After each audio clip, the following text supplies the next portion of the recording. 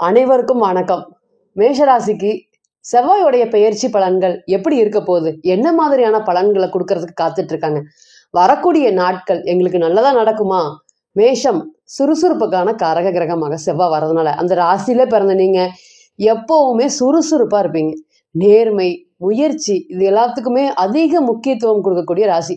துணிச்சலுக்கு ரொம்பவே பெயர் போன ராசி. எப்படி இருப்பீங்க? எல்லா விஷயத்திலயும் தைரியமா ஒருத்தர் பயப்படுறாங்க, செய்ய போறதுக்கு பயப்படுறாங்க, ஒரு விஷயத்துக்கு முன்னாடி வர்றதுக்கு பயப்படுறாங்கன்னா அந்த மேஷம்லாம் எவ்வளோ பெரிய பிரச்சனைகளா இருந்தாலும் நீங்க முன்னாடி நிற்பீங்க. அந்த விஷயத்த யாரு எதிர்த்தாலும் எதிர்காட்டியும் அதை நான் செஞ்சே முடிப்பேன் அப்படிங்கிறது தீர்வீங்க. இந்த மேஷராசி பிறந்த ஆண்களா இருக்கட்டும் பெண்களா இருக்கட்டும், இந்த லக்னம் ராசியா இருக்கவங்க 2 பேரும் சேர்ந்தாங்கன்னு வச்சுக்கோங்களேன், யார் இருந்தாலும் போயிட்டே இருங்க, எங்களுடைய பதில் எங்களுடைய முடிவு இதுதான், எல்லாத்துக்கும் நான் தலையிட முடியாது, எல்லா விஷயத்தையும் நான் கேட்கவே முடியாது, எங்களுடைய ரூல்ஸ் இதுதான், நீ இருக்கிறன்னா இரு, இல்லைன்னா போயிட்டே இரு அப்படிங்கிறதுல ரொம்ப தெளிவாக பேசக்கூடிய ராசி இன்னைக்கு. அதனாலேயே வாழ்க்கையில பல சந்தர்ப்பங்கத்துல இழந்துட்டீங்க. அது இழந்தாலும் போனா போயிட்டு போகுதுங்க, நாங்க இது போனா வேற காசு சம்பாரிச்சுக்கோம், எங்களுக்கு என்ன எதுவுமே இல்லையா? தைரியத்தை கடவுள் கொடுத்துருக்காரு, அதை வச்சு நாங்க எப்படியாவது முன்னேறிடுவோம். மற்ற ராசியை பொறுத்த வரையும் ஒரு அடி அடிச்சா ஓஞ்சு போய் உட்கார்றதுக்கு நாங்க ஒன்றும் இது இல்லை. இன்னைக்கெல்லாம் 1000 பிரச்சனைகள் இருந்தாலும் இந்த குணமாற்றத்திலையும் மனமாற்றத்திலையும் வெளிக்காட்டாத ஒரே ராசி நீங்க தான். எவ்வளோ விஷயங்கள் இருக்கட்டுங்க, இவனை எப்படி அவமானப்படுத்திட்டாங்க, இந்த மாதிரி எல்லாம் பேசிட்டாங்க அப்படின்னாலுமே இந்த தூங்கி எந்திரிச்சிட்டு திரும்பியும் ஃப்ரெஷ் ஆயிட்டு எப்படி திரும்பி போனீங்களோ அதே மாதிரி ஒரு துளியுமே மனசுல 1000 வலிகளும் வேதனைகளும் இருந்தாலும் அது எல்லாத்தையும் வெளி காமிக்காம கெத்தா இருக்கக்கூடிய ராசி. என்னங்க கெத்து, இன்னைக்கு பணத்தை சம்பாதிக்காம போயிட்டுமே, பணத்தை மிச்சமானமாக போயிட்டுமே, பூமிக்காரனுடைய ராசியில பிறந்த நாங்க இன்னைக்கு கொஞ்சம் இடத்த வாங்கி போடாம விட்டுட்டோமே, பொருளாதாரத்துல கவனிக்காம விட்டுட்டோமே, நாங்க எங்க முன்னாடி இவ்வளவு பேர் ஆட்டம் போட்டுட்டே இருக்கிறாங்க, நாங்க இப்ப எல்லாரையுமே நாங்க ஆடி அடங்கி ஆளக்கூடிய ராசியாக இருந்தோம், இன்னைக்கு எல்லாரையும் சொல்றதை கேட்கக்கூடிய ராசியாக இருக்கோம். நிறைய விஷயங்கள் எல்லாத்துக்கும் சிம்ம சொப்பனமாக திகழக்கூடிய ராசி நீங்க. இன்னைக்கு உங்களுடைய குணம் எப்படி இருக்கு? அட போங்கடா, ஏதோ ஒன்று பண்ணிட்டு போங்கடா, உங்களுடைய பேச்சுக்கே நான் வரல, என்னை ஆளை விட்டா போதுங்கடா அப்படின்னு சொல்ற மாதிரியான பலன்கள் தான் இன்னைக்கு மேஷத்தை பொறுத்தவரையும் நடந்துட்டே இருக்குது. வளர்ச்சிகள் பெருசாகவே இல்லை. நான் எனக்கு கூடயே டிராவல் பண்ணிட்டு இருக்காங்க, அவங்க எல்லாருமே நல்ல வளர்ச்சி அடைஞ்சு போயிட்டாங்க. நான் ஏத்தி விட்ட ஏணியாக அதே இடத்துல தான் இன்னைக்கு நின்றுட்டு இருக்கிறேன்.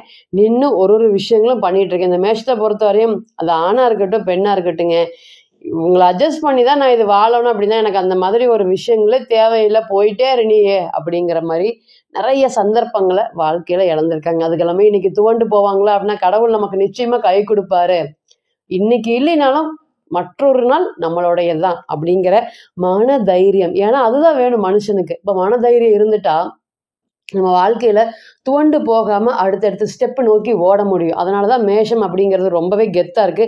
அவ்வளவு சீக்கிரம் மேஷத்தை யாருமே பாத்தீங்கன்னா சளைச்சிட முடியாது. ஒரு தடவை பாத்தீங்கன்னா மேஷத்தை பொறுத்த வரையும் நீங்க இவங்கதான் இப்படி அவமானப்படுத்திட்டாங்கன்னா அது எத்தனை காலமா இருந்தாலும் சரிங்க, அதை ஞாபகம் வச்சுட்டே இருப்பீங்க. அவங்கள பழி தீர்க்காம விடவே மாட்டீங்க. எந்த நேரம் ஏது அப்படிங்கிறதுல உங்களுக்கு கோபம் வந்துருச்சா அந்த இடத்துலயே வெளிக்காட்டி கத்தி பேசுவீங்க. இதெல்லாமே மேஷத்தை பொறுத்தவரை ஒரு குணம்தான்.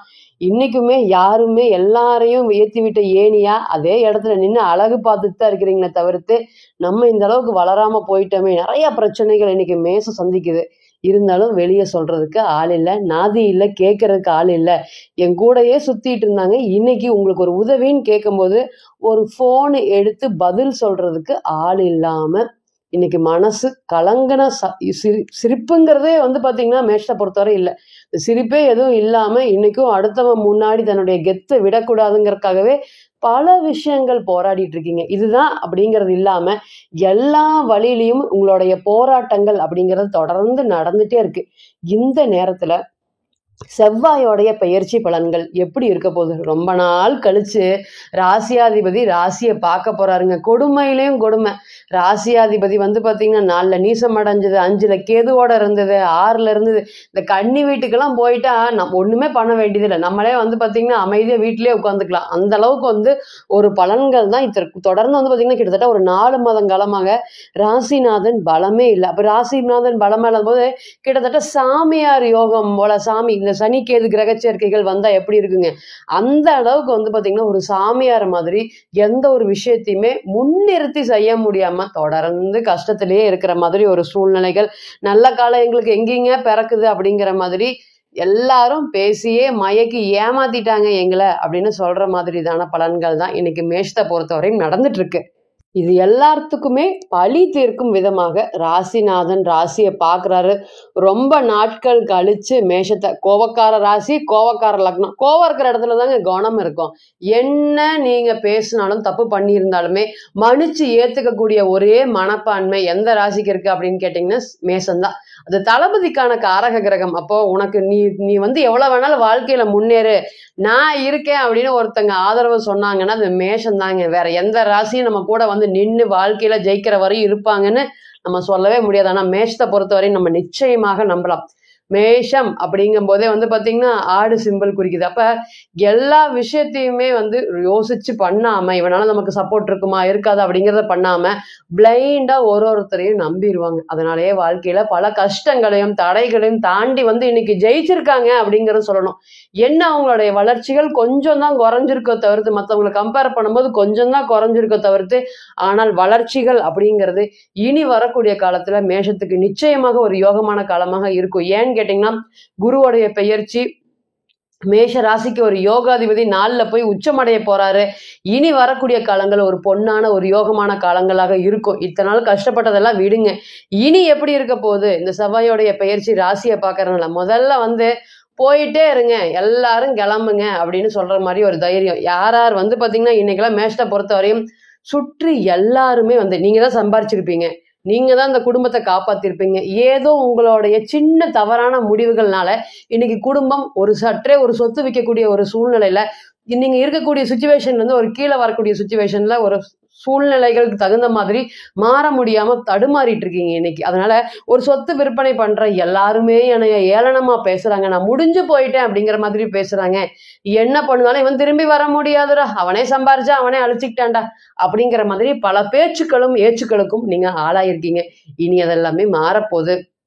சம்பாத்தியத்தை குடிக்கக்கூடிய காரக கிரகமான சுக்கிரன் உங்களுக்கு 4ல திக்பலமா இருக்கிறதுனால இது ஒரு பெரிய யோகத்தை. நான் திரும்பி வந்துட்டேன் சொல்லு. நான் எப்படி வந்து பாத்தீங்கன்னா பொருளாதாரத்துல நானே கை ஊனி சம்பாதித்தனோ இன்னைக்கு அதே மாதிரி ஒரு சூழ்நிலை திரும்பி வந்துட்டேன்னு சொல்லு அப்படின்னு சொல்ற மாதிரியான பலன்கள் இனி நடக்க போகுது. நிறைய தடை, எதுக்கு எடுத்தாலும் தடை. ராசிநாதன் 6ல இருந்தா நம்மளே குழிய தோண்டி போய் படுத்துக்கலாம் போல. அந்த அளவுக்கு வந்து பாத்தீங்கன்னா இத்தனை நாளா கடனும் வெறுமையும் தான் உங்களுடைய மனசை அரிச்சுட்டே இருந்திருக்கு தவிர்த்து ஒரு சந்தோஷம் அப்படிங்கிறது இல்லை. மனசை பார்க்கறதுக்கு வெளியே பார்க்கறதுக்கு ரொம்ப தைரியமா இருக்கீங்க. குரு ராசியை பார்த்தா எப்படி இருப்பீங்க அந்த மாதிரி இருக்கீங்க. ஆனா உண்மையாகவே மன ரீதியான கடுமையாக போராட்டத்துல ஒரு புத்தி கூட சரியா பயன்படுத்த முடியலைங்க. ஒரு புத்தியை வந்து பயன்படுத்தி ஒரு தொழிலை செய்யவே முடியல அப்படிங்கிற அளவுக்கு வந்து பாத்தீங்கன்னா நான் கண்ணியமா இருக்கேன், எதுவுமே என்னால பண்ணவே முடியல அப்படின்னு வருத்தப்பட்டுட்டு இருந்த உங்களுக்கு இனி மத்தவங்க டே இவன் பாடுறா எப்படியே டெவலப் ஆயிட்டான், வாழ்க்கையில இவன் கொஞ்சம் கஷ்டப்பட்டான், ஆனா பாடுறா திடீர்னு 2-3 வருஷத்துல இவன் முன்னுக்கு வந்துட்டான் அப்படின்னு நிச்சயமா பலன் சொல்லும் விதமாகவே உங்களைய பார்த்து பல பேர் வந்து இவன் வந்துட்டான் பாடுறா இப்படி அப்படின்னு சொல்ற மாதிரியான பலன்கள்லாம் நிச்சயமாக நடக்க போகுது. குரு உச்ச பெயர்ச்சி, அதே போல வந்து பாத்தீங்கன்னா சனீஸ்வர பகவானுடைய பெயர்ச்சி, ராசி நாதனுடைய யோகமான கிரகங்கள் எல்லாமே இந்த மேஷத்தை பொறுத்தவரையும் ஒரு நல்ல ஒரு சப்போர்ட்டிவான இடத்துல இருக்குது. இருந்தாலும் இன்னைக்கு மனநிலை சற்றே பாதிப்படைய சூழ்நிலை இருக்கும். ராசிநாதன் ராசியை பார்க்கறதுனால மறுபடியும் அதே மாதிரி ஃபோர்ஸு, தைரியம், தன்னம்பிக்கை. ராசிநாதன் 7ஆம் இடத்துக்கு வர திருமணம் சம்பந்தப்பட்ட விஷயத்துல ரொம்பவே அலசி யோசிச்சு என்ன பண்ணலாம் என்ன பண்ணக்கூடாதுன்னு தெரியாமையே நாங்க முடிவு எடுத்துட்டோம். கடைசி நேரத்துல வந்து ஏதாவது ஒரு பிரச்சனைகளாயே திருமணம் நிக்குதுங்க, ஏதாவது ஒரு காரணம் யாராவது சொல்லிட்டு போயிடுறாங்க அப்படிங்கிற மாதிரி ஒரு காரணம், அல்லது வேலையை காரணம் காட்டி எனக்கு வேண்டாம் இந்த திருமணம், நான் கொஞ்சம் வந்து பாத்தீங்கன்னா கரியர்ல போக்கஸ் பண்ணிக்கிறேன் அப்படின்னு சொல்லக்கூடிய நபர்கள் அனைவருக்குமே இந்த நேரம் ராசிநாதன் 7ஆம் இடத்துக்கு வர்றதுனால திருமணம் சம்பந்தப்பட்ட பிராப்தங்கள், திருமணம் சம்பந்தப்பட்ட விஷயங்கள் எல்லாமே அடுத்த ஸ்டேஜுக்கு போறதுக்கு உண்டான நல்ல ஒரு யோகமான பலன்களை நிச்சயமாக ஏற்படுத்தி தரப்போகுது. வீட்டுல அமைதியும் கண்டிப்பாக ஒரு சுப நிகழ்ச்சிகள் நிச்சயமாக நடக்கும். ஈஸியாக என்னங்க ஈஸி? எல்லாமே வந்து கஷ்டப்பட்டு தான் மேஷத்துக்கு கிடைச்சிருக்கு. ஈஸியா எதுவுமே வாழ்க்கையில கிடைக்கவே இல்ல. இனி எது கிடைச்சாலுமே அது ஈஸியா கிடைக்கும். அது நல்லா வந்து பார்த்தீங்கன்னா, பல காலம் நிலைக்கக்கூடிய ஒரு யோகமா இருக்கும். கண்ணியமாக வாழக்கூடிய நீங்க, இனி வரக்கூடிய காலத்துல இந்த மேஷத்துடைய செவ்வாயோடைய பயிற்சி ராசிய பார்க்கறதுனால, பெரிய அளவுக்கு ஒரு யோகத்த மனைவினால ஒரு பெரிய அளவுக்கு ஒரு யோகத்த அனுபவிக்கிறதுக்கும், மத்தவங்க உங்கள பார்த்து, "டேய் இவன் பார்றா டெவலப் ஆயிட்டான்" அப்படின்னு சொல்லி பொறாமப்படக்கூடிய அளவுக்கும், குடும்பத்தோட நல்ல ஒரு இணக்கத்த குடுக்கறதுக்கும், வாழ்க்கை துணையோடைய இனிமையாக இத்தன நாளா வந்து பார்த்தீங்கன்னா, டெய்லி ஒரு சண்டைங்க. சாப்பிடும்போது ஒரு சண்டை, தூங்கும்போது ஒரு சண்டை, தூங்கி எந்திரிச்சா ஒரு சண்டை. எதுக்கு சண்டை வருது? ஏன் சண்டை வருதுன்னே தெரியாம பல பிரச்சனைகள். இது எல்லாமே ராசிநாதன் 7ஆம் பாவத்துக்கு வரக்கூடிய இந்த காலத்துல நிச்சயமாக சரி பண்ணி, அடுத்த ஸ்டேஜ் அவர் திருமண வாழ்க்கைக்கு கொண்டு போய் விடுமா அப்படின்னு கேட்டீங்கன்னா, எஸ். மனநிலை சரியில்ல, குடல் சம்பந்தப்பட்ட தொந்தரவுகள் இருக்கு. உடம்பு ரீதியில எனக்கு எந்த பிரச்சனையும் இல்லைனாலும், மன ரீதியான தொந்தரவுகள் எனக்கு ரொம்ப அதிகமா இருக்கு அப்படின்னு சொல்லி வருத்தப்பட்டுட்டு இருந்த உங்களுக்கு இந்த மேஷத்தோடைய கோச்சாரம், செவ்வாயோடைய கோச்சாரம் ஒரு தலை சிறந்த ஒரு யோகத்த நிச்சயமாக கொடுக்க காத்துட்டு இருக்கிறது. இத்தனை நாளா உங்க மேல சவாரி செஞ்சுட்டு இன்னைக்கு நீங்க ஒரு தேவைன்னு ஃபோன் பண்ணும்போது யாருமே எடுக்கிறது இல்ல.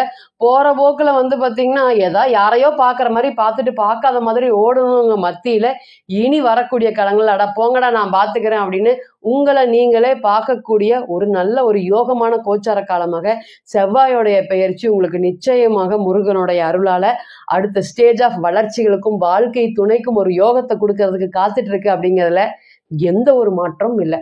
இப்ப நீங்க கேட்டு இருந்த அனைத்துமே செவ்வாய்ங்கிற ஒரு கிரகத்தோடைய பெயர்ச்சி பலன்கள் தான். இது 40% மட்டுமே பொருந்தும். தனிப்பட்ட ஜாதகத்தை நம்ம எடுத்து எந்த கிரகம் தசா புத்தி நடப்பு அந்தரம் தசாபுத்தியோட அடிப்படையில கிரகம் பெற்ற பலம் பலவீனம் அடிப்படையில பிறந்த கால ஜாதகம் மட்டுமே 100% தீர்வாகும். ஸோ தனிப்பட்ட ஜாதகத்தை நீங்க எடுத்து ஆலோசனை பண்ண விருப்பப்பட்டா கீழே இருக்கக்கூடிய நம்பருக்கு கான்டாக்ட் பண்ணுங்க. நான் வணங்கக்கூடிய நரசிம்மர் உங்க எல்லோருக்குமே நல்ல வளமான வாழ்க்கையை ஏற்படுத்தி தர நிச்சயமா பிரார்த்தனை பண்ணிக்கிறேன். மீண்டும் ஒரு பதிவில் உங்களெல்லாம் சந்திக்கும் வரை உங்களிடமிருந்து விடைபெறுவது உங்கள் அஸ்ட்ரோ புவனேஸ்வரி. நன்றி, வணக்கம்.